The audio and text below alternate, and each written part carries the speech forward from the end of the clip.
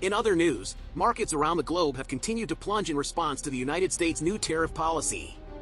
Investors everywhere are gripped with uncertainty as market confidence crumbles. One savvy group, however, has taken advantage of the current conditions. The Girl Scouts of America has announced several aggressive investments using cash flow from their cookie extortion program. The organization has jumped on falling share prices and is currently orchestrating a hostile takeover of Nestle while issuing the following warning to Mondelez International, quote, "You monetards better watch yo back because we coming from every direction. We own this game." Internal critics of the Girl Scouts' actions have all tragically perished from COVID by way of 3 shots to the back of the head.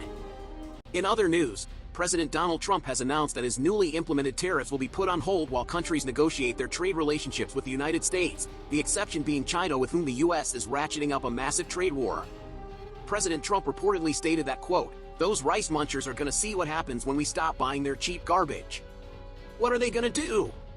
Nothing, that's what. If the Chinese are so tough, then why aren't there any Chinese UFC champions?"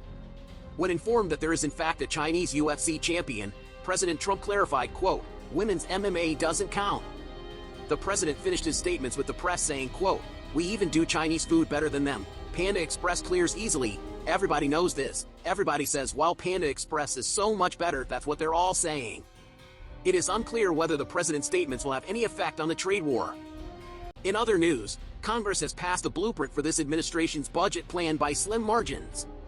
Politicians on both sides of the aisle, while in agreement that spending changes are needed, disagreed on how that should take place. Leading Democrats argue that efforts should be redoubled to throw as much cash into metal trash cans as possible and lit on fire.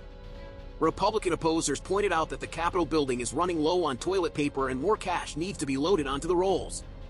Some more centrist members of the House pitched a plan to allocate funding towards hanging money on fishing reels and wiggling them just out of reach of taxpayers in major cities to, quote, "keep them motivated." The Idiot News Network is deeply saddened and disgusted to report that one rogue House member went off the rails with a speech about how, quote, "these funds are meant to help the American people and their dreams." We are happy to report that this terrorist was promptly voted to be expelled in an amazing bipartisan show of unity.